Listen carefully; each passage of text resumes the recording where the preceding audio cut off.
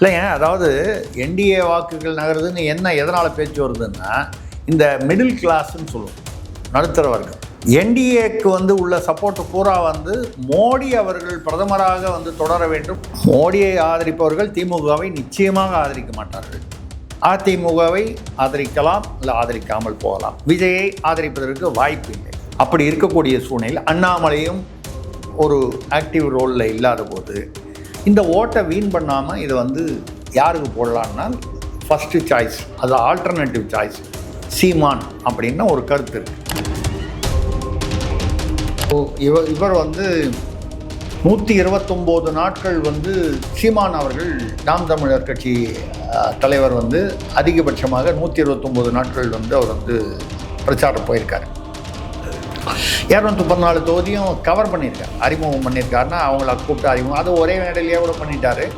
அதுக்கப்புறம் 178 கூட்டங்களும் பேசியிருக்காரு. ஏறத்தாழ 9600 கிலோமீட்டர் பயணம் பண்ணியிருக்காரு. இந்த லிஸ்ட்டில் அதிக நாட்களும் அதிக கூட்டங்களும் பிரச்சாரம் செய்தது சீமான். ஜனநாயகமா பணநாயகமா எது நடந்தது என்பது 4ஆம் தேதி தெரிந்துவிடும். இந்த பணநாயகத்தில் சீமான் எதிர்பார்த்த வெற்றியை பெறுகிறாரா என்பதுதான் நம்ம கேள்வி. இல்லை, அதை எதிர்பார்க்கும் அவருக்கும் சரி, பொதுவாகவும் சரி. அது எந்த அளவுக்கு வாக்குகள் எங்கிருந்து பெறுகின்றன, இதை ரொம்பவும் துல்லியமாக கணிக்கிறது கஷ்டம். மக்களுடைய தீர்ப்பை நாம் எதுவாக இருந்தாலும் வணங்கி ஏற்றுக்கொள்ளத்தான் வேண்டும். ஆனால் இதுவரை சீமான் பக்கம் திரும்பாத சில சாதிகள், உதாரணமாக பிராமணன், இதுவரை இல்லாத ஒரு செக்மெண்ட் இந்த தடவை சீமானுக்கு ஓப்பன் ஆகிருக்கு. இது வெறும் நான் பிராமின்னு மட்டும் சொல்ல, இந்த மிடில் கிளாஸ் நடுத்தர வர்க்கம், ஐடி ப்ரொஃபஷனல்ஸ், அந்த வகையில் அவருக்கு வந்திருக்கு. இதுவரை ஓப்பன் அவுட் ஆகாத ஒரு செக்மெண்ட் சீமானுக்கு கூடுதலாக ஓப்பன் அவுட் ஆகிருக்கு. இது எந்த அளவுக்கு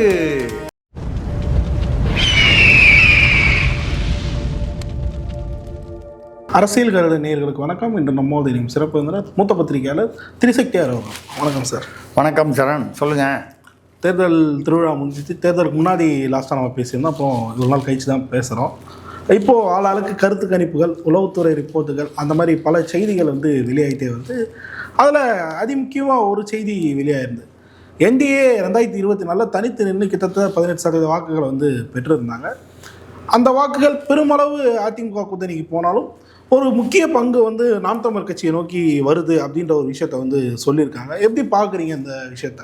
இல்லைங்க, அதாவது என்டிஏ வாக்குகள் நகருதுன்னு எதனால் பேச்சு வருதுன்னா, இந்த மிடில் கிளாஸ்ன்னு சொல்லுவோம், நடுத்தர வர்க்கம். என்டிஏக்கு உள்ள சப்போர்ட் பூரா மோடி அவர்கள் பிரதமராக தொடர வேண்டும். நாட்டிற்கு அவர் ஒரு எளிமையான மனிதர், நேர்மையான மனிதர், திறமையானவர். எளிமை, நேர்மை, திறமை கொண்டவர் மோடி. அவருடைய குடும்பத்தை இன்றைக்கும் அவங்க அவர் தம்பி ஆட்டோ ஓட்டிக்கிட்டு இருக்காரு. எல்லாம் சாதாரண குடும்பமாக தான் இருக்காங்க. அவர் குடும்பத்துக்காக எதுவும் செஞ்சுக்கல. லட்சம் கோடியில் பினாமியில் வாங்கி போடல. அவர் யார் மாதிரியோ, தமிழ்நாட்டு அரசியல்வாதிகள் மாதிரி, சில அரசியல்வாதிகள் மாதிரி. அப்போ மோடிக்கு அதனால தான் அவர் 3ஆவது தடவை பிரதமராக வந்திருக்காரு. 4ஆவது தடவையும் வர்றதுக்கு வாய்ப்பு இருக்குங்கிற மாதிரி தான் ஒரு இருக்குது. அப்போ மோடிக்காக தமிழ்நாட்டில் பிஜேபியை ஆதரித்த, அதாவது என்டிஏவை ஆதரித்த ஒரு நடுத்தர மிடில் கிளாஸ் உண்டு. இதை நீங்கள் ஜாதி ரீதியாக பிரிக்க முடியாது. ஆனால் இதில் எல்லா ஜாதியும் இருப்பாங்க. மிடில் கிளாஸ்ன்னு சொன்னால் எல்லோரும் இருப்பாங்க. ஒரு ஐடி ப்ரொஃபஷனல்ஸு, படித்தவர்கள் இருப்பாங்க.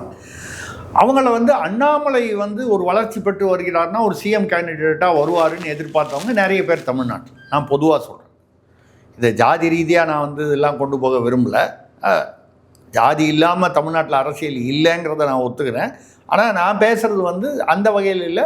பொதுவாக அண்ணாமலை சிஎம் கேண்டிடேட்டு அப்படி இல்லாமல் அவர் மாநில தலைவராக இருந்து அதிலிருந்து விலகி அல்லது விலக்கி ஏதோ ஒன்று அவருக்கு இப்போ கூட சொல்கிறாங்க, ஆந்திராவில் அவருக்கு ராஜ்யசபா சீட்டு கொடுக்குறாங்க, எம்பி ஆகிடுவார். ஆந்திராவிலேருந்து சந்திரபாபு நாயுடுவுக்கு 4 சீட்டு இருக்குது, அதில் 1 இவருக்கு கொடுக்குறாங்க. அப்படி கொடுத்தால் இவருக்கு மத்திய மந்திரி கூட கொடுக்கலாம். ஏன்னா அண்ணாமலை ஒரு என்ன சொல்கிறது, எதிர்காலத்தில் பிரதமராக வரக்கூடியவர். எதிர்காலத்தில்னு சொன்னால் உடனே நாளைக்கேன்னு அர்த்தம் இல்லை, 29ன்னு அர்த்தம் இல்லை, 10 வருஷம் எடுத்து கூட கஷ்டம். 15 வருஷம் கழிச்சு அவருடைய வயது கம்மி தானே, 40 வயதுக்குள்ளே தானே ஆகுது. அந்த வயசு வரும்போது இனி பிரதமராக வரவங்கெல்லாம் பார்த்தீங்கன்னா 70, 75, 60க்கு மேலே தான். அப்போ அந்த வயசுக்கு இன்னும் நிறைய டைம் இருக்குது. பட் எதிர்காலத்தில் பிரதமராக வரக்கூடிய அளவுக்கு அவரிடம் ஒரு திறமை இருக்கிறது என்று ஒரு மக்கள் இடையே பல பேர் நம்புகிறாங்க. அப்போ அந்த அண்ணாமலைக்கு வந்து தமிழ்நாடு பாஜகவில், அதாவது இந்த தேர்தலில் பிரச்சாரம் பண்ணாரே தவிர அவருக்கு ஒரு பதவியோ உரிய முக்கியத்துவமோ கொடுக்கப்படவில்லை, சீட்டே கொடுக்கலையே. அந்த மாதிரி வரும்பொழுது இப்போ பாஜகவுக்கு போடுற ஓட்டை எங்கே போடுறது? பாஜகவுக்கு ஓட்டு போடணும்னு நினைக்கிறவன் மோடி ஆதரிக்கிறவன், அவங்க திமுகவுக்கு ஓட்டு போட வாய்ப்பே இல்லை. அதிமுகவுக்கு போடலாம், போடாமலையும் விடலாம். போடணும்னு இஷ்டப்படுறவன் போடலாம், போடாமையும் இருக்கலாம். மோடியை ஆதரித்து அந்த அந்த வரிசையில் இருக்கக்கூடியவர்கள் விஜய்க்கு ஓட்டு போடுவதற்கான வாய்ப்புகள் கிடையாது. ஏன்னா தாவேகா வந்து முதல்லேருந்து பேசும்போதே வந்து திமுக ஒரு எதிரி, பாஜக வந்து கொள்கை எதிரின்னு ஏதோ பேசிகிட்டு இருந்தார். அப்புறம் இந்த சிபிஐ என்கொயரி வந்ததுக்கப்புறம் பேசுறது இல்லை, இருந்தால் கூட முன்னால் பேசியிருக்கார். சீமானை பொறுத்தவரை பாஜகவை அவர் வந்து விமர்சனம் பண்ணி சில இடங்களில் பண்ணி தான் இருக்கார். அதாவது அவர் வந்து விமர்சனம் பண்ணலைன்னு சொல்லலை, ஆனால் மோடியை போன்ற உழைப்பில் வந்து அவர்கிட்ட இருந்து கற்றுக்கணும், ஒரு நாளைக்கு 15 மணி நேரம் அப்படிலாம் பேசியிருக்கார். அதாவது மோடியை ஆதரிப்பவர்கள் திமுகவை நிச்சயமாக ஆதரிக்க மாட்டார்கள். அதிமுகவை ஆதரிக்கலாம், இல்லை ஆதரிக்காமல் போகலாம். விஜயை ஆதரிப்பதற்கு வாய்ப்பு இல்லை. அப்போ சீமான் வரும்போது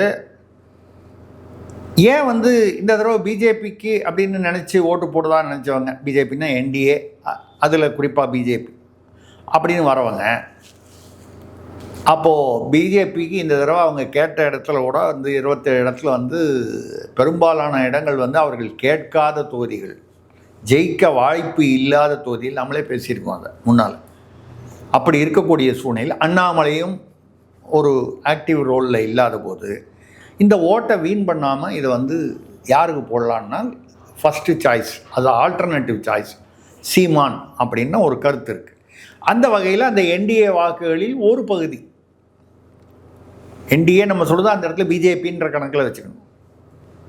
ஏன்னா அதிமுக சேர்ந்ததையும் என்டிஏன்னு தான் சொல்கிறாங்க, ஆனால் அதிமுக தலைமையிலான இந்த சூழ்நிலை வரலாம். அதுலேயும் வந்து சீமான் வந்து ஒரு முதல் முறையாக 6 பிராமணர்களுக்கு கொடுத்துருக்காரு. பிராமணர்கள் தான் என்டிஏ சப்போர்ட் பண்ணுறாங்க. என்டிஏ சப்போர்ட் பண்ணால் அவங்க பிராமணர்கள் தான் நான் சொல்லலை. இதுவரை எந்த கட்சியுமே செய்யாத ஒரு விஷயத்தை அவர் செஞ்சுருக்கார். இந்த நடுத்தர வர்க்கம் ஐடி ப்ரொஃபஷனல்ஸ்னு வரும்போது பிராமண சமூகத்தை சேர்ந்தவர்கள் கணிசமாக இருக்கிறார்.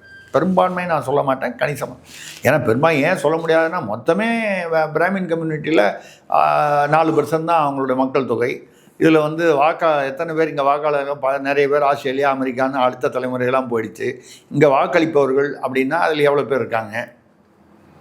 ஆனால் என்னென்னா பல இந்த பிராமணர் சங்கங்கள்லாம் பார்த்திங்கன்னா நமக்கு இது வரைக்கும் யாரும் வந்து வாய்ப்பு தரல. இதுக்கு முன்னால் வந்து பிராமணர்களுக்கு கொடுத்துருக்காங்கன்னா ஏதோ அங்கே இப்போ மைத்ரேன்னு அது ஒரே திமுக வந்துட்டார், அதிமுகவில் இருந்தார், பிஜேபியில் இருந்தார். அது எங்கேயோ 1-2 தான், ஒரு 6 கொடுத்துருக்காரு. இவங்களுக்கு மட்டும் கொடுக்கல, சௌராஷ்டிரா சமூகத்திற்கு கொடுத்துருக்காரு, ஒக்கலிகா சமூகத்துக்கு கொடுத்துருக்காரு, நாயுடுக்கு கொடுத்துருக்காரு, ரெட்டியாருக்கு கொடுத்துருக்காரு, எல்லா சமூகங்களுக்கும் பாட்டியல் இனத்தை கொடுத்துருக்காரு, இஸ்லாமியர்களுக்கு கொடுத்துருக்காரு, இதெல்லாம் அவர் கொடுத்துருக்காரு. ஆனால் இதுவரை சீமான் பக்கம் திரும்பாத சில சாதிகள், உதாரணமாக பிராமணர். இந்த பிராமணர்கள் போட்டதுனால வந்து சீமானுக்கு வந்து திடீர்னு 10% ஆயிர போது, அவங்க மொத்தம் இருக்கிறதே 4%, அதுலேயும் ஓட்டு போடுறவங்க 2% வச்சுக்கிட்டாங்க. அந்த 2%லேயோ 3%லேயோ எத்தனை பேர் சீமானுக்கு போடுறாங்க? இல்லை தொடர்ந்து பிஜேபிக்கும் போடலாம், அதாவது அதிமுக கூட்டணிக்கு. அப்படி இருக்கக்கூடியது ஒரு இதுவரை இல்லாத ஒரு செக்மெண்ட் வந்து இந்த தடவை வந்து சீமானுக்கு ஓப்பன் ஆகிருக்கு. இது வெறும் நான் பிராமின்னு மட்டும் சொல்ல, இந்த மிடில் கிளாஸ் நடுத்தர வர்க்கம் ஐடி ப்ரொஃபஷனல்ஸ் அந்த வகையில் அவருக்கு வந்திருக்கு. இதுவரை ஓப்பன் அவுட் ஆகாத ஒரு செக்மெண்ட் சீமானுக்கு கூடுதலாக ஓப்பன் அவுட் ஆகிருக்கு. இது எந்த அளவுக்கு மொத்த வாக்குகளில் சீட்டுகளாக கன்வெர்ட் ஆகும்? ஏன்னா வாக்கு வங்கி ஏறுறது நம்ம நிறைய தடவை பேசிட்டோம். வாக்கு வங்கி ஏறுறதுன்றது வேறு. நம்ம வந்து சும்மா வந்து இது மாதிரி வந்து ஏதோ சில தற்குறிகள் மாதிரி, நான் யாரையும் சொல்லலை, பொதுவாக சொல்கிறேன், தற்குறிகள் மாதிரி வந்து திடீர்னு நாங்கள் வந்து 150 சீட்டு ஜெயிச்சிருவோம், 160 சீட்டு ஜெயிச்சிருவோம், 264 சீட்டு ஜெயிச்சிருவோம். ஆமாம். ஒருத்தர் திருத்தணியில் வேட்பாளர் ஒருத்தர் சத்தியமூர்த்தியன்மோ 2043 தொகுதிகளையும் நாங்கள் தான் ஜெயிப்போம்னாரு. நம்ம அப்படியெல்லாம் வந்து நமக்கு ஏதோ ஓரளவுக்கு தெரியும் விஷயம், நம்ம ரொம்ப பெரிய அறிவாளி நம்ம வந்து நினைக்கல. அதே சமயத்தில் நம்ம சுத்தமாக அறிவே இல்லாமல் நம்ம பேசுகிறது இல்லை, நமக்கு இருக்கிற சிற்றறிவுக்கு தகுந்த மாதிரி பேசுகிறோம். அந்த வகையில் பார்த்தீங்கன்னா இது ஒரு சீமானுக்கு இந்த தடவை ஒரு கூடுதல் வாய்ப்புகள் சில தெரிகிறது. இது எந்த அளவுக்கு வாக்கு வங்கியில் இன்க்ரீஸ் ஆகும், சீட்டுகளாக கன்வெர்ட் ஆகும் அப்படிங்கிறது தேர்தல். ஏன்னா ஒரு தொகுதியிலையும் நிற்கக்கூடிய வாக்காளரை பொறுத்திருக்கு, அவங்களுக்கு ஏற்படக்கூடிய அழுத்தங்கள். உதாரணமாக எடுத்துக்கிட்டிங்கன்னா பாபநாசமா, தஞ்சாவூர் பாபநாசம், அங்கே அனீஸ் பாத்தியமா நிற்கும் போது ஒரு கர்ப்பிணி 8 மாத கர்ப்பிணி பெண்ணு கூட பார்க்காம வந்து அங்கே வந்து அந்த பெண் வந்து தாக்கப்பட்டிருக்கிறார். அவர் நாம் தமிழர் கட்சியா, இஸ்லாமியரா, இந்துவா, கிறிஸ்தவரா, அதெல்லாம் இல்லை. முதல்ல ஒரு பெண், இதுவும் 8 மாத கர்ப்பிணி.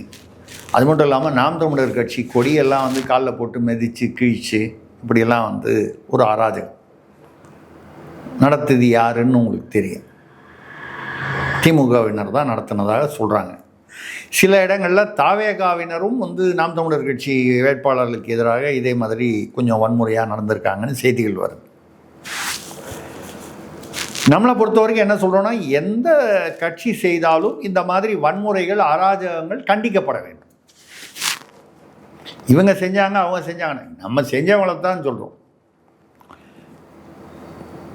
பிஜேபியோ அதிமுகவோ இல்லை வந்து நாம் தமிழர் கட்சியோ என்ன ஒன்று நம்மளை சங்கின்னு சொல்லுவாங்க, இல்லை சீமானோட சொம்புன்னு சொல்லுவாங்க. வழக்கமாக நம்மளை சொல்கிறது அதான். சங்கின்றது சீமானே அதுக்கு விளக்கம் கொடுத்துருக்காரு. துளசிதாச ராமாயணத்தில் மட்டும் இல்லாமல் ராமாயணத்திலேயே சங்கி என்றால் நண்பன் என்று பொருள். நம்மளை பொறுத்த வரைக்கும் நம்ம எல்லாருக்கும் நண்பருங்கிற முறையில் ஆமாம் சங்கி. அதே சமயத்தில் பிஜேபி ஒரு தவறு செய்கிறது என்றால் அந்த தவறு மாநில அளவிலோ மத்திய அளவிலோ தவறு செய்கிறது என்றால் தவறு என்று நாம் சுட்டி காட்டுகிறோம், விமர்சனம் செய்கிறோம். பிஜேபி செஞ்சால் எல்லாமே ரைட்டு, சீமான் செஞ்சால் எல்லாமே ரைட்டு, இப்படி ஒரு ஸ்டாண்டு நம்ம எந்த கட்சிக்காகவும் எடுக்கிறது இல்லை. அந்த வகையில் இந்த அது ஒரு பாருங்க, ஒரு கர்ப்பிணி பெண், ஒரு குறைந்தபட்ச மனிதாபிமானம் வேணாம். இங்கே சென்னையில் இது வந்து நம்ம வந்து ஏதோ நாம் தமிழர் கட்சிக்கு எதிராக நிகழ்ந்ததுனால தான் பேசுகிறோன்னு இல்லை. இங்கே சேகர்பாபுவுடைய இதில் வட சென்னையில் வந்து துறைமுக தொகுதியில் சினோரா அசோக்குன்ற தாவேகா வேட்பாளர், நம்ம என்னமோ தாவேகாவுக்கு எதிரின்னு அர்த்தம் இல்லை.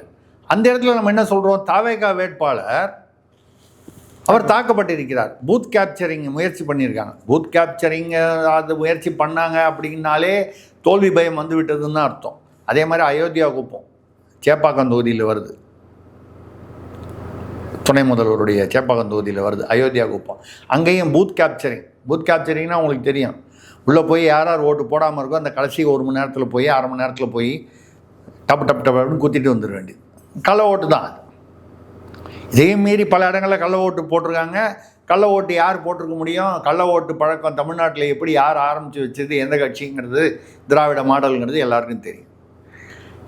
நம்ம வந்து தாவேகாவின் சினோரா அசோக் வந்து துறைமுகம் பகுதியில் வந்து சேகர்பாபுவால் அவரே வந்து அந்த சினோரா அசோக் பேட்டி கொடுத்துருக்காரு. கிட்டத்தட்ட மயங்கி விழற அளவுக்கு அவர் வந்து போய் 4 தடவை செல்ஃபோனால் குத்தினார்னு வீடியோவில், அவர் வாயால் சொல்கிறது கூட ஒரு கால் போய் சொல்லலாம், வீடியோலேயே தெரியுது. அப்போ நம்ம சினோரா அசோக் தாக்கப்பட்டதையும் நம்ம வந்து கண்டிக்கிறோம். ஏதோ நாம் தமிழருக்காக தான் நம்ம பேசுகிறோன்னு இல்லை.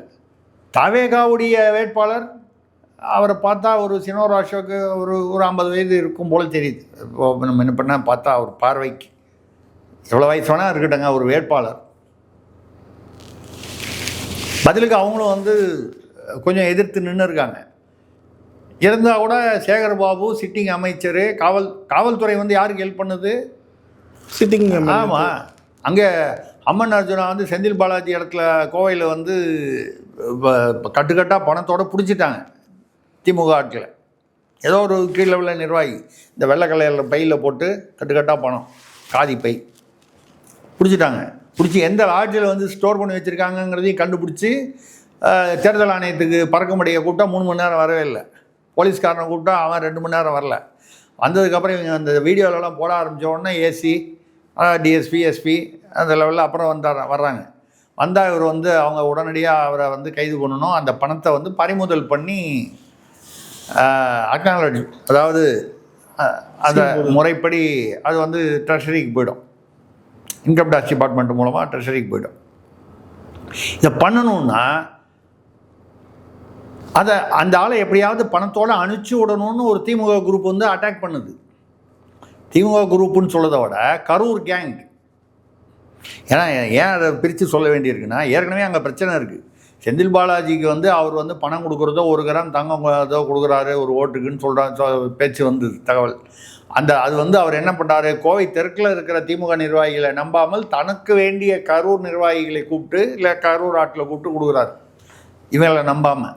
இதனால் அந்த 2 குரூப்புக்குள்ளேயுமே திமுக உள்ள தள்ளுமுள்ளுவாயே அந்த வீடியோலாம் வந்தது. என்ன நம்பாமல் வெளியிலேருந்து வந்துட்டு அப்புறம் ஏன் இங்கே வந்து நிற்க வேண்டியதானே கரூரில் நின்னா என்ன ஆகும்னு பயந்துட்டு தானே அவர் மாறிட்டார். ரைட்டு. இந்த மாதிரி வரும்பொழுது கடைசியில் அந்த மாட்டின திமுக நிர்வாகி வீடியோலேயே சொல்கிறாரு தெளிவாக, திமுகவுக்காக தான் கொடுத்தேன், செந்தில் பாலாஜிக்காக தான் கொடுத்தேன், ஓட்டுக்கு 5000 ரூபா கொடுத்தேன் எல்லாம் சொல்கிறாரு. ஆனால் எதுவும் நடவடிக்கை எடுக்கலை. ஆனால் தான் சாலை மறியலில் வந்து அம்மன் அர்ஜுனா வேட்பாளர், அதிமுக வேட்பாளரை உட்கார்ந்தார். அதில் என்ன சொல்லிட்டாங்க, அவர் செந்தில் பாலாஜி ஒரு அறிக்கையை கொடுத்துட்டாரு, எனக்கு அந்த பணத்துக்கு சம்மந்தம் இல்லை, முடிஞ்சு போச்சு. அதெல்லாம் ரைட்டு. தேர்தல் ஆணையமும் வந்து ஆணையம் என்பது நாணயமாக செயல்பட வேண்டும். நாணயமாக செயல்படவில்லை என்று நாம் குற்றம் சாட்டுவதை விட அவர்கள் திறன்பட செயல்பட்டார்களா என்பது வந்து பல இடங்களில் வந்து கேள்விக்குறியாக இருக்குது. மயிலாப்பூரில் வேலு அவர்கள் வீட்டில் 2.5 கோடி என்னமோ பிடிச்சிருக்காங்க. அவர் வீட்லேயே, வேட்பாளர் வீட்லேயே. தூத்துக்குடியில் கூட்டணி வேட்பாளர் காங்கிரஸில் ஒரு இருதயராஜ், அவர் வீட்டில் 99,99,000 முடித்தாங்க. அதான் எங்கிட்ட யாரோ ஒரு நிகழ்வில் கேட்டாங்க, அது என்னங்க கணக்குன்னு. அது திமுக மூலமாக கொடுத்துருப்பாங்க. 1 கோடி வேணால் டப்புன்னு ஒரு 1000 ரூபாய் எடுத்து 2 500 ரூபா நோட்டு எடுத்து பாக்கெட்டில் போட்டிருப்பாங்க. என்னங்க அப்படி அவ்வளோ கான்ஃபிடெண்ட்டாக சொல்கிறீங்க? இதுக்கு நீங்கள் எங்கே போய் பார்க்கணுன்னா, முதல்வர் ஐயா ஸ்டாலின் திமுக தலைவர் வந்து ஒரு சில வருஷங்களுக்கு முன்னால் பேசும்போது சொன்னார், எம்ஜிஆர் அங்கிள் எங்கள் வீட்டுக்கு வருவாங்க, எங்கள் அப்பாவோட பேசிகிட்டு இருப்பாங்க, அப்போ போய் 10 ரூபா கொடுத்து எங்களை பகோடா வாங்கிட்டு வர சொல்லுவாங்க. அண்ணாதுரை அவர்கள், அறிஞர் அண்ணாலாம் வந்து போய் பகோடா வாங்கிட்டு வர சொல்லுவாங்க, அதில் ஒரு 2 ரூபா சுட்டுருவோம் நாங்கள். திராவிட மாடல் கொள்கையே கரெக்டாக சொல்லிட்டார் அவர். அப்போ இந்த 1000 ரூபா வந்து பகோடா வாங்குறதுக்காக போயிருப்போம். இந்த 1 கோடியில் ஏன் 1000 ரூபா குறையுதுன்னா, பகோடா விலை 1000 ரூபா. நிறைய பேர் பகோடா சாப்பிட்ணுன்னா 1000 ரூபா ஆகாதா? நியாயம் தானே? இது இப்படி நடந்திருக்கு. இங்கே எல்லாம் தேர்தலை நிறுத்தியிருக்க வேண்டும். குறிப்பாக மயிலாப்பூர், இந்த தூத்துக்குடி வேட்பாளருடைய வீட்டில் இந்த வாக்குச்சீட்டு பட்டியலோடு வந்து பிடிச்சிருக்காங்க. இப்போ ஜாஃபர் சாதிக் வீட்டில் பிடிச்சாங்க 1 வாரம் முன்னால், தேர்தலுக்கு முன்னால். ஜாஃபர் சாதிக் வேட்பாளர் இல்லை, ஆனால் அவருடைய தம்பி மைத்துனர் விசிகாவில் வேட்பாளர், பண்ருட்டியில் அப்துல் ரஹீமா ஏதோ ஒரு பேர். ஏன்னா ஜாஃபர் சாதிக்கோட தம்பி வந்து சலீம் வந்து விசிகாவில் இருக்கார். அப்போ அவரும் அந்த வழக்கில், இந்த போதைப்பொருள் வழக்கில் அவருக்கு பேர்லேயும் வழக்கு இருக்குது. தம்பியோட மைத்துனர் வந்து நிற்கிறாரு. ஒரு கால் அந்த தொகுதிக்காக இருக்கலாம், இல்லை பொதுவாக திமுகக்காக இருக்கலாம். ஏன்னா ஒரே தொகுதியில் போய் 900 கோடி கொடுக்க மாட்டாங்க. 900 கோடிக்கான பண பரிவர்த்தனைக்கான ஆவணங்கள் பிடிச்சாங்கன்னு சொன்னால் இது பல தொகுதிகளுக்காக இருக்கணும். அப்போது திமுக தானே இருக்கணும். அவர் திமுக நிர்வாகியாக தானே இருந்தார். அப்படி இருந்து தானே வந்து அவர் அந்த போதைப்பொருள், அவர் தான் வந்து போதைப்பொருள் விழிப்புணர்வுக்காக வந்து மெடல்லாம் வாங்கினார், ஷீல்டெல்லாம் வாங்கினார். அதுக்கப்புறம் பார்த்தா அவர் தான் வந்து உணவு பேக்கேஜிங் கம்பெனின்னு சொல்லிட்டு அந்த போர்வையில் வந்து கடத்தினாருன்னு தெரிஞ்சு 8 மாதம் ஜெயிலிருந்து வந்தார். வந்ததுக்கப்புறமும் அவர் வீட்டில் பணம் வச்சுருக்காருன்னு என்ன அர்த்தம்? திமுகவிற்கு அவர் மீது நம்பிக்கை வந்து இருக்குது அப்படின்னு அர்த்தம். இதுதான் வந்து இன்றைக்கி உள்ள நிலைமை. ஜனநாயகமாக பணநாயகமாக எது நடந்தது என்பது 4ஆம் தேதி தெரிந்துவிடும். இந்த பணநாயகத்தில் சீமான் எதிர்பார்த்த வெற்றியை பெறுகிறாரா என்பது தான் நம்ம கேள்வி. இல்லை அதை எதிர்பார்ப்பு அவருக்கும் சரி பொதுவாகவும் சரி அது எந்த அளவுக்கு வந்து வாக்குகள் எங்கிருந்து பெறுகின்றன இதை வந்து ரொம்பவும் துல்லியமாக கணிக்கிறது கஷ்டம். மக்களுடைய தீர்ப்பை நாம் எதுவாக இருந்தாலும் வணங்கி ஏற்றுக்கொள்ளத்தான் வேண்டும். பார்க்கலாம். இதுக்கு முன்னால் நான் நீங்கள் சொல்லி ஆரம்பிக்கும்போது ஏதோ உளவுத்துறைன்னு சொல்லி அதை ஒப்பிட்டு சொன்னீங்க. தயவு பண்ணி திருசக்தியாரை வந்து உளவுத்துறையுடன் ஒப்பிட வேண்டாம் என்று மிகுந்த தாழ்மையுடன் கேட்டுக்கொள்கிறேன். என்னாச்சு சார்? திருசக்தியார் 1.5 வருஷமாக 2.5 வருஷமாக அரசியல் பேசிக்கிட்டு இருந்த அன்றைக்கி ஒரு நிலை, இன்றைக்கி ஒரு நிலை நம்ம எந்த காலத்துலேயும் பேசுனது கிடையாது. 2 வருஷத்துக்கு முன்னால் வந்து நம்ம என்ன ஸ்டாண்டில் இருந்தோமோ அந்த ஸ்டாண்டில் தான் இருக்கோம். யார் ஜெயிப்பாங்க, என்ன வாய்ப்பு, இந்த கருத்து ரைட்டு, இந்த கருத்து தப்பு, இதை வந்து நம்ம அன்றைக்கி என்ன சொன்னோமோ அது 1 வருஷம் முன்னால். அன்றைக்கி நான் வந்து என்ன சொன்னோம், இவர் விஜய் வந்து ஒரு 10லேருந்து 12% அந்த ரேஞ்சில், 8லேருந்து 12% அரசியல் கிரடன்லேயே ரீவைண்ட் பண்ணி எடுத்து பார்த்தீங்கன்னா நீங்கள் தெரியும். 8லேருந்து 12% வாங்குவார். அதிகபட்சமாக வாங்கினா 15% வாங்குவார் சராசரியாக. இன்றைக்கி அதான் சொல்கிறோம். இன்றைக்கி நான் பேசும்போது என்ன சொல்கிறேன், சென்னை சிட்டியில், சென்னை நகரத்தில் 16 தொகுதியில் ஒரு 3 தொகுதி அவர் ஜெயிக்கிறதுக்கு வாய்ப்பு இருக்குது, பெரம்பூர் உட்பட. திருச்சி கிழக்கில் அநேகமாக தோல்வி தான். வட மாவட்டங்களில் அதாவது செங்கல்பட்டு, காஞ்சிபுரம், திருவள்ளூர் அங்கே ஒரு 20%. ஏன்னா அங்கே விசிக இந்த தடவை வழக்கமாக 1 இயர் விசிக இவங்க தான் அதிகமாக அவங்களுக்குள்ளே தான் போட்டி வரும். இந்த தடவை விசிக 8 தொகுதியில் 1 தொகுதி பெரியகுளம் தவிர பாக்கி 7 இடத்துல வர்றதுக்கு வாய்ப்புகள் குறைவு. திருப்பூர்லேயே அப்படி தான் இருக்கும் சொந்தையா? என்னோட தொகுதியிலே அப்படி தான் இருக்குது நிலவரம். அதான் சொல்கிறேன், நான் தெளிவாக சொல்கிறேன் இது. அப்போது அதனால் என்னங்க, திமுக கூட்டணிக்கு வந்து தேமுதிக உள்ளே வந்துருச்சு, யானை பலம் வந்துருச்சு. பூனைக்குட்டியை தூக்கிட்டு வந்துட்டு நீங்கள் யானை பலம் வந்துருச்சுன்னு சொன்னால் கேட்குறவன் கேனையாக இருந்தால் என்ன வேணாலும் நம்ம சொல்லிட முடியுமா? என்னுடைய கணக்கில் 10 சீட்டில் விஜயபிரபாகரன் மட்டும் ஜெயிக்கிறதுக்கு ஒரு 50% வாய்ப்பு இருக்குது. அப்போ கூட மறுபடியும் நான் சொல்கிறேன், 50% தான் வாய்ப்பு இருக்குது. 50% ஜெயிக்காமையும் போகலாம், 50%ஆவது வாய்ப்பு இருக்குது. பாக்கி 9 தொகுதியில் பிரேமலதா உட்பட வாஷ் அவுட் ஆகிறதுக்கான வாய்ப்புகள் அதிகம். ஐயா, நான் வந்து ஒன்றும் தேர்தல் அதிகாரியாக இருந்தாலும் கூட்டி இன்றைக்கி சொல்ல முடியாது, 4ஆம் தேதி தான் சொல்ல முடியும், கவுண்ட் பண்ணி தான். இது வந்து ஒரு இருக்கக்கூடிய ஒரு பொசிஷனில் இருக்குது. இல்லை, எதனால் அந்த உளவுத்துறை சொன்னேன்னா, உளவுத்துறை வந்து இப்போ ஒரு ஓடிக்கிட்டு இருக்கு மேட்ரு வலைதளங்களில்.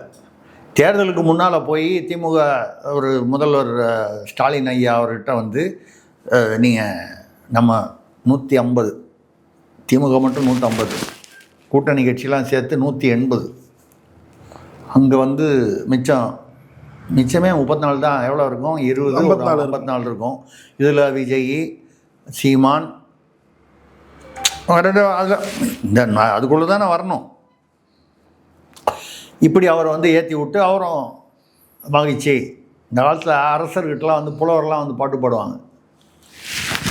அரசபையில் நுழைஞ்சு, மன்னா உன்னுடைய வீரம் வந்து எங்கெல்லாமோ எதிரொலிக்குது, அங்கே போனேன் அங்கே எதிரொலிக்குது, செவ்வாய் கிரகத்தில் போய் விசாரித்தேன் அங்கே ஓகோன்றாங்க, சந்திரனுக்கு போனால் அங்கே ஓகோன்றாங்க. இப்படி ஏதாவது ஒரு பில்டப்பாக ஒரு பாட்டு பாடுவாங்க புலவர்கள் அந்த காலத்து அரசபையில். உடனே அரசர் மகிழ்ச்சி அடைஞ்சு உடனே என்ன பண்ணுவார், யாரங்கே அப்படின்வார், வந்து தட்டெடுத்துட்டு வரும். அதில் ஒரு முத்து மாலை, ஏதோ ஒரு நகர் பரிசு. இந்த பரிசில் பெறுவதற்காக அவன் என்ன வேணால் அவனுக்கு வேண்டி தான் அந்த பரிசில், அதை பாடிட்டு போயிடுவான். இன்றைக்கி நடக்கிற ஆட்சி அப்படி தான் நடந்துட்டு. உளவுத்துறையே வேங்கை வயல்லேருந்து எத்தனையோ வளாத்தி குளத்துலேருந்து எத்தனையோ இடத்துல என்னென்னமோ நடந்திருக்குது. முதல்வர் போன பிரச்சாரத்துக்கு போன இடத்துல முதலாக தமிழ்நாட்டில் வந்து கருப்பு கொடி காண்பிக்கப்பட்டது ஸ்டாலின் அவர்களுக்கு தான். இதுக்கு முன்னால் கருணாநிதியும் 5 முறை முதல்வராக இருந்திருக்கார் திமுக சார்பில். அதாவது முதல் தடவை அண்ணாதுரைக்கு தொடர்ந்து வந்தார்.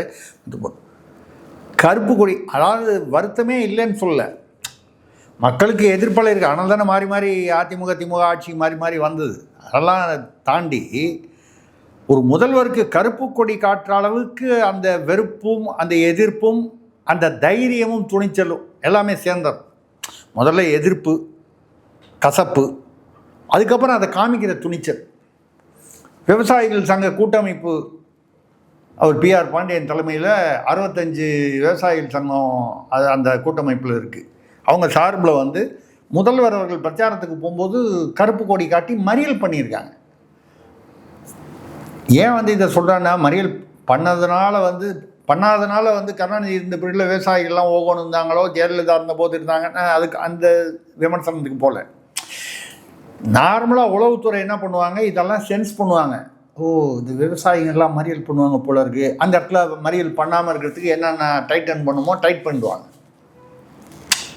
மறியல் நடக்க விட மாட்டாங்க. கசப்பு இருக்கும், அது வெளிவராது. ஆனால் முதல் முறையாக முதல்வர் போன வழியில் நிறுத்தி அந்த இடத்துல வந்து, அதாவது அந்த வரப்போகிற வழியில் கருப்பு கொடி மறியல் போராட்டம் ரோட்லேயே வந்து உட்கார்ந்து காவல்துறையை மீறினா உளவுத்துறையை மீறி தானே கருப்பு கொடி காமிச்சு, அப்புறம் அவங்களாம் வேனில் ஏற்றிட்டு போயிட்டாங்க. அப்புறம் முதல்வர் தாண்டி போயிட்டாருன்னு வைங்க. அங்கெல்லாம் கோட்டை விட்ட உளவுத்துறை. இப்போ உங்களுக்கு புரியுதா? அரசவை புலவர் அந்த மாதிரி 150 சீட்டு 180 கூட்டணிக்குன்னு சொல்லி கொண்டு போய் தேர்தலுக்கு முன்னால் கொடுத்துட்டாங்க. எல்லாருக்கும் அரசர் வந்து முத்துமாலை கொடுத்து அமைச்சிட்டார். ஸ்வீட் பாக்ஸ்னு சொல்லுவோம். அதாங்க நான் அந்த காலத்தில் சொல்கிறேன். நீங்கள் இந்த காலத்தில் முத்து மாலை கொடுத்தா கூட இந்த முத்து ஒரிஜினலாக இருக்குமான்னு பார்ப்பான்ல. ரைட்டு. தேர்தல் முடிஞ்ச உடனே ஓய்வுக்கு போயிருக்கார். யார்? முதல். சரி, நமக்கு என்ன ஞாபகம் வருதுன்னா, ஊட்டி மலர் கண்காட்சி வருஷம் முதல்வர் தான் திறந்து வைக்கிறதுங்கிறது 50 வருஷமாக 60 வருஷமாக பாரம்பரியம் தமிழ்நாட்டில். காமராஜர் ஐயா வந்து முதல்வராக இருக்கும்போது போய் தேர்தல் அந்த வருஷமும் எல்லா வருஷமும் போகிற மாதிரி அது போய் பண்ணார். உடனே திமுகவில் போஸ்ட் ஓட்டினாங்க. தமிழிசை கூட பேசியிருக்காங்க அதை பற்றி. கும்பி எரியுது, குடல் கருகுது மக்களுக்கு, உனக்கு குழுகுடு ஊட்டி ஒரு கேடா காமராஜரே. இன்னும் அவரை வந்து கேவலமாக எருவ மாட்டு தோலம் அது இது கருப்பன் இப்படிலாம் பேசியிருக்காங்க திமுகவில். நீ தான் பண்பாட்டை பற்றி பேசுவாங்க, அது விட்டுருங்க அப்படின்னு. அவர் ஒன்றும் ஊட்டியில் போய் 4 நாள் ரெஸ்ட் எடுக்க போல. மலர் கண்காட்சியை திறந்து வைக்கிறது முதல்வர் தான் வருஷம் திறந்து வைக்கிறதுன்னு ஒரு மரபு. அந்த வருஷமும் போயிருக்கார். முதல் வருஷமும் போனார். அந்த வருஷம் தேர்தலுக்காக இவங்க வந்து அவர் போய் ஊட்டியில் போய் உல்லாசமாக இருக்கார். யார் இங்கே வந்து இந்த சைடில் உல்லாசம் எப்படி உல்லாசம் தான் நம்ம தான் பார்த்துக்கிட்டு இருக்கோம். எதுக்காக சொல்லணும்னா, இப்போ வந்து இந்த தேர்தல் பிரச்சாரங்களில் பார்த்தீங்கன்னா அதிகபட்சமாக கிட்டத்தட்ட இவர் வந்து 129 நாட்கள் வந்து சீமான் அவர்கள் நாம் தமிழர் கட்சி தலைவர் வந்து அதிகபட்சமாக 129 நாட்கள் வந்து அவர் வந்து பிரச்சாரம் போயிருக்கார். 214 தொகுதியும் கவர் பண்ணியிருக்கார். அறிமுகம் பண்ணியிருக்காருன்னா அவங்கள கூப்பிட்டு அறிமுகம், அது ஒரே மேடையிலேயே கூட பண்ணிட்டார். அதுக்கப்புறம் வந்து 178 கூட்டங்களும் பேசியிருக்காரு. ஏறத்தாழ 9600 கிலோமீட்டர் பயணம் பண்ணியிருக்காரு. இந்த லிஸ்ட்டில் அதிக நாட்களும் அதிக கூட்டங்களும் பிரச்சாரம் செய்தது சீமான். நான் இப்படி சொல்கிறதுனால ஏதோ சீமான் 42% வாக்கு வாங்கி அவர் தான் முதல்வர் ஆவார் அப்படின்லாம் வந்து நான் வந்து சும்மா அந்த பில்டப்புக்காக பேச விரும்பல. என்னை பொறுத்த வரைக்கும் சீமானே அதை சொல்லவே இல்லை. அப்போ வந்து நம்ம ஏன் சொல்ல போகிறோம்? அப்படி பேச வேண்டிய அவசியம் நமக்கு இல்லை.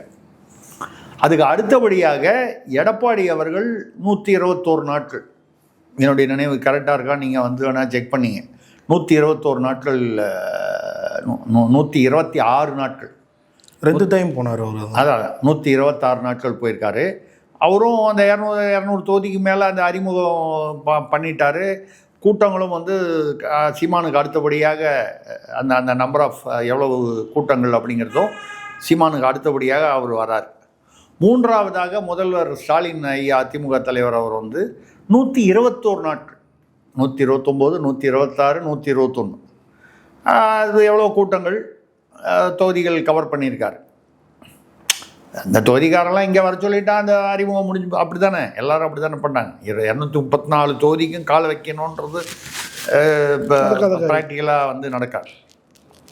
தாவேகா தலைவர் விஜய் அவர்கள் வந்து அவர் வந்து மொத்தம் வந்து 10 நாள் தான் மொத்தம் போயிருக்காரு. சார் 10 நாள் போனாலும் அங்கே அது கரெக்டுங்க, எங்களுக்கு தெரியுதுங்க. அவர் முகத்துக்காக தான் வராங்க அப்படின்றது. சுற்றி 10 தொகுதியிலேருந்து வராங்க, அதனால 10 தொகுதி போன கணக்குன்றாங்க. ஆமாம்.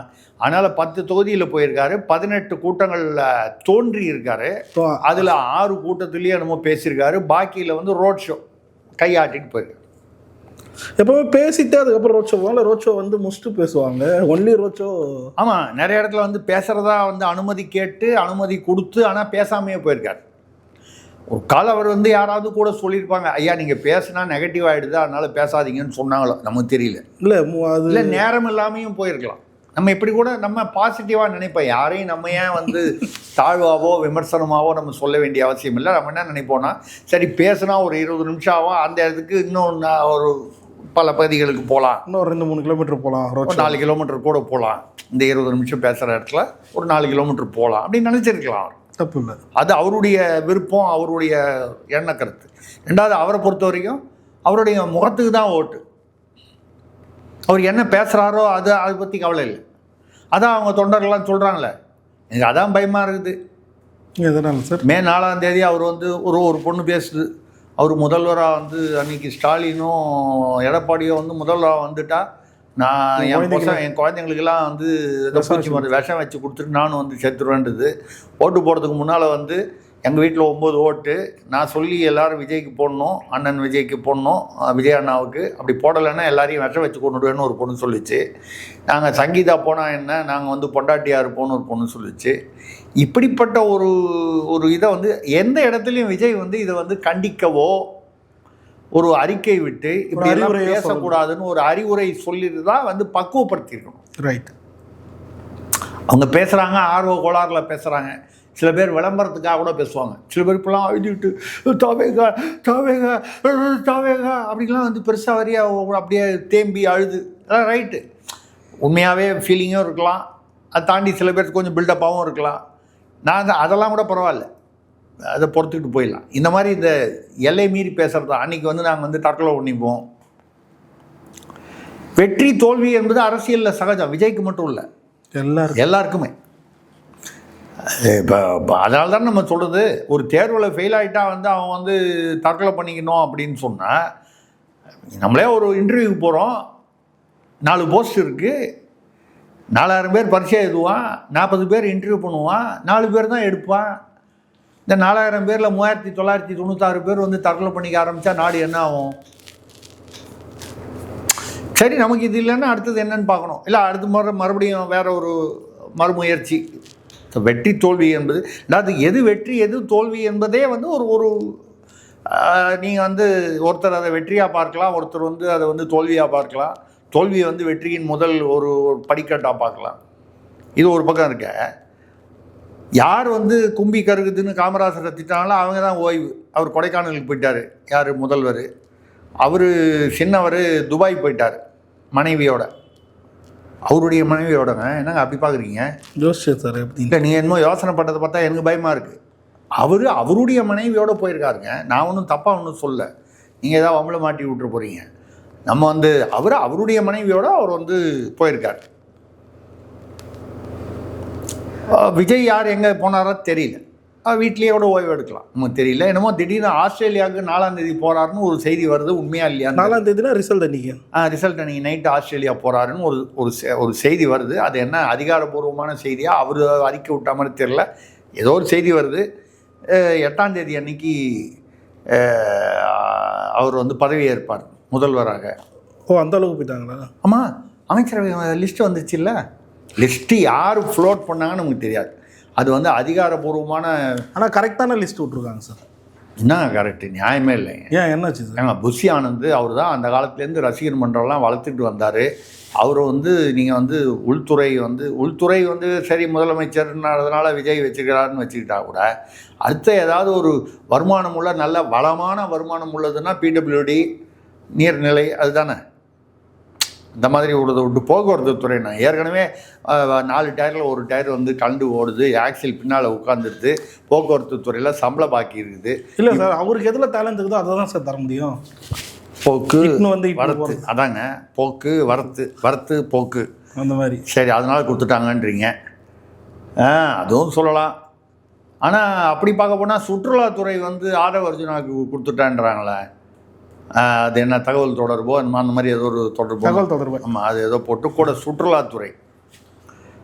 சரி, சுற்றுலாத்துறைனா உல்லாசமாக வெளியில் போகிறதா சரி, ஏதோ அவங்க அது உண்மையிலேயே அவங்க தாவேக்காலேருந்து போட்ட லிஸ்ட்டா இல்லை வேறு யாராவது கூட போட்டிருக்கலாம். இந்த திமுக ஐடிவிங்களை கூட சமயத்தில் சும்மா வந்து அப்படி ஒன்று கிளப்பி விடுறதுக்காக போட்டு விட்ருக்கலாம். இல்லை வந்து தாவேக்கால ஆர்வ கோளாறுல யாராவது கூட போட்டிருக்கலாம். அது அதிகாரப்பூர்வமாக இல்லாமல் நமக்கு என்ன ஒரே சந்தேகம்னா 4ஆம் தேதி கிளம்பி போனார்னா இங்கே 10ஆம் தேதிக்குள்ளே சட்டமன்றமே வந்து கூடி ஆகணும். சட்டமன்றம் சும்மா ஒரு கூடிட்டு அன்றைக்கி கலைஞ்சிட்டா கூட ஒரு விஷயம். அப்போ அதுக்கு முன்னால் பிரமாணம் அதுதான் சொல்கிறாங்க. 8ஆம் தேதி அன்றைக்கின்னு அவங்க ஒரு கணக்கு போடுறாங்க, ஒரு முதல்வராகி வந்துடுவார்.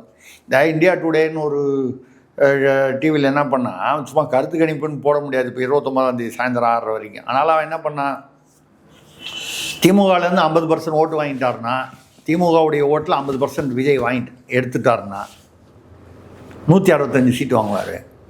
திமுகலேருந்து 33, திமுகலேருந்து 50, அதிமுகலேருந்து 5, 10 ஏதோ இப்படி ஒரு கணக்கு. சீமான்கிட்டேருந்து 1-2% இப்படி எடுத்தார்னா விஜய் 165 வாங்குவார். திமுகலேருந்து 50%க்கு பதிலாக 33 எடுக்கிறாரு. அதிமுகலேருந்து 16 எடுக்கிறாரு. சீமான்கிட்டேருந்து 2% எடுக்கிறாரு. அப்படி எடுத்தால் இவ்வளோ வாங்குவார், 130 வாங்குவார். இப்படி ஒரு அத்தைக்கு மீசை முளைச்சா சித்தப்பா, கொஞ்சம் பெருசாக மீசை முளைச்சா பெரியப்பா, இப்படின்ற மாதிரி ஒரு டேபிள் போடுறான்.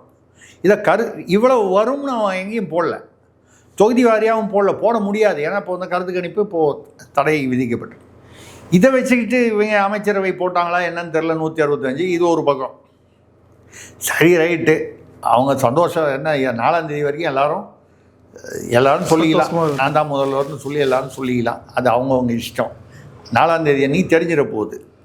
அது வந்து சில பேர் வந்து இது ஹங் அசம்பிளி, அதாவது தொங்கு சட்டசபை சொல்கிறாங்க. மக்களுடைய முடிவு என்னன்றது எந்த காலத்துலேயும் வந்து யாரும் வந்து 100% துல்லியமாக கணிக்கவே முடியாது. ஒரு 90% ஆனால் கணிக்கலாம். அது பல சமயங்களில் வந்து கணிக்கிறதுக்கும் உண்மையான ரிசல்ட்டுக்கும் பல மாநிலங்களில் பல தேர்தல்களில் வந்து எல்லோரும் கணிச்சிருப்பான். 10 பெரிய பிரபலமானது, 10ம் தவறாக போகும். அவன் சொன்னதுக்கு தவறாக போகும். அதுக்கு கூட வரும், இல்லை குறைச்சி வரும். கணிசமான வித்தியாசங்கள் இது நடக்கும். இந்த உளவுத்துறை சொன்னீங்கன்னா கொடைக்கானலில் இருக்கும்போது இப்போ தேர்தல் முடிஞ்சதுக்கப்புறம் போய் கொடுக்கும்போது ஐயா நம்ம ஆட்சிக்கு வருவது கஷ்டம் போல இருக்குது அப்படின்னு ஒரு ரிப்போர்ட் கொடுக்குறாங்க. அதில் முதல்வர் வந்து ரொம்ப கோபமாயிட்டார். ஒரு 4 நாளைக்கு முன்னால், தேர்தலுக்கு முன்னால் வந்து எல்லோரும் வந்து எல்லாம் பாடிட்டு முத்துமாலையெல்லாம் வாங்கிட்டு போயிட்டீங்க. முத்துமாலைன்னா தான் நீங்கள் தான் சொல்கிறீங்களே ஸ்வீட் பாக்ஸ். இன்றைக்கி 4 நாளைக்கு முன்னால் ஒரு ரிப்போர்ட்டு, 4 நாளைக்கு இப்போது தேர்தல் முடிஞ்சோடனே பார்த்தீங்கன்னா கிட்டத்தட்ட மறுபடியும் ஆட்சிக்கு வருவது சிரமங்கிற மாதிரி ஒரு ரிப்போர்ட் கொடுக்குறீங்க. இதுக்கேற்ற மாதிரி பல IAS IPS அதிகாரிகள் எடப்பாடி அவர்களை மொய்த்து கொண்டிருக்கிறார். இப்போ தானே இதெல்லாம் அரசியலில் எப்போவுமே அதிகாரிகளாக இருந்தாலும் சுயநலவாதிகள் தானே. அவங்களோட நல்ல பொசிஷன் வாங்கணும், நல்ல இடத்துல உட்காரணும். எடப்பாடியை பார்த்து நம்ம எப்போவுமே நீங்கள் மனசில் டெய்லி காலையில் பல் விளக்கும் போது நாங்கள் எடப்பாடி அவர்களை நினைக்காத நாளே இல்லைங்க அப்படின்னு நீ தான் வந்து சொல்லுவான். இதே டைலாகாக அன்றைக்கி அங்கே போய் சொல்லியிருப்பான். இது மனித இயல்பு.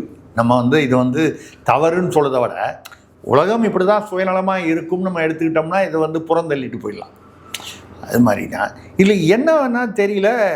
அவங்கள ஊட்டியில் போய் ஓய்வுன்னு சொல்லி இங்கே கொடைக்கானல் ஓய்வு, துபாயில் ஓய்வு, துபாயில் ஓய்வு எடுக்கலாம், அங்கே வீடெல்லாம் இருக்குது, அங்கே சொத்தெல்லாம் இருக்குது, அதெல்லாம் அப்படி பார்த்துட்டு புரியுது. ரைட், அது ஒன்றும் தப்பு இல்லை. அவங்களுக்கு எங்கே இருக்குதோ அங்கே தானே போவாங்க. ரைட்டு. சீமான் என்ன பண்ணுறாரு?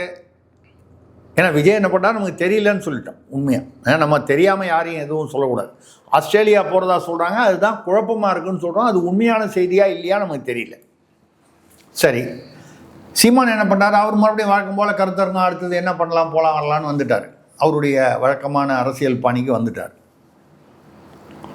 கத்தியல் ரீதியாக வெற்றியோ தோல்வியோ நமக்கு 4ஆம் தேதி வந்தால் என்ன ஓட்டு விழுதோ அதுக்கான வரப்போகுது அப்படிங்கிற ஒரு இதில் வந்து அவர் வந்து அவர் ஒன்றும் ஓய்வுக்கெல்லாம் போகல. அதாவது ரொம்ப வயதாகி ஓய்வுக்கு போனார் அப்படின்னு சொன்ன முதல்வர் சொன்னால் கூட அன்னைக்கு காமராஜர் சொல்லும்போது அவரும் வயதானவர் தானே அன்னைக்கு. ரெண்டாவது முதல்வருக்கு வயது வேணால் ஒரு வயது மூப்பு, நிறைய அலைஞ்சிட்டாரு, அதிகமாக ஸ்ட்ரெயின் பண்ணிக்கிட்டாரு.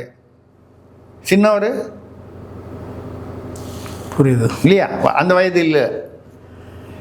ரெண்டாவது அதாவது லாஜிக்காக பார்க்க போனால் முதல்வர் ஊரில் இல்லாத போது ஆக்டிங் முதல்வராக யார் இருக்கணும்? துணை முதல்வர் இருக்கணும். இப்போ இந்த தேர்தல் ஆணையம் வந்து தேர்தல் ஆணையம் தேர்தல் சம்பந்தமான விஷயங்களுக்கு தான் வந்து பொறுப்பு. அதுவே மேல் லெவலில் தான், கீழ் லெவலில் அதே அதிகாரிகள் தான், அதே போலீஸ்காரன், அதே எஸ்ஐ. அதனால தான் பார்த்திங்கன்னா நிறைய இடத்துல வந்து பண விநியோகம் 15,000 கோடி வந்து தமிழ்நாட்டில் வந்து தேர்தலுக்காக விநியோகம் பண்ணியிருக்கிறதா அண்ணாமலை பேசியிருக்காரு. அதை தவிர பல வலைதளங்களில் பல விதமான வகையில் தகவல்கள். என்னுடைய 543 கோடி கேஷே பிடிச்சதா வந்து அர்ச்சனா பட்நாயக் அவர்கள் ஐஏஎஸ் அவர்கள் வந்து தலைமை தேர்தல் அவங்களே பேசியிருக்காங்க. 700 கோடி ரூபாய்க்கு பரிசு பொருட்கள். நான் அதான் சொல்கிறது கணக்கு. மேக்சிமம் பிடிச்சிருந்தா 5% பிடிச்சிருப்பாங்க. 100 ரூபா விநியோகம் நடக்குதுன்னா 5 ரூபா தான் பிடிச்சிருப்பாங்க. 5 ரூபான்றதே அதிகம். அந்த கணக்கு பார்த்தா 10,000 15,000 கோடின்றது சர்வசாதாரணமாக வரும். இப்படிப்பட்ட ஒரு சூழ்நிலையில் தான் சீமான் அவர்கள் அவருடைய வேலையை பார்க்க போயிட்டார். விஜய் என்ன ஓய்வு எடுக்கலாம், அது அவருடையது. ஒரு கால அமைச்சரவை லிஸ்ட்டை ஒரு கால் சரி பண்ணிகிட்டு இருக்கலாம், அதுவும் இருக்கலாம்.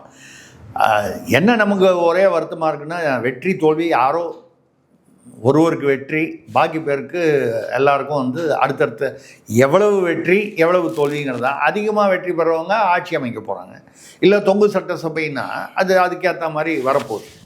பலருக்கு நீ தெளிவாக நேரத்துக்கு நன்றி, வணக்கம்.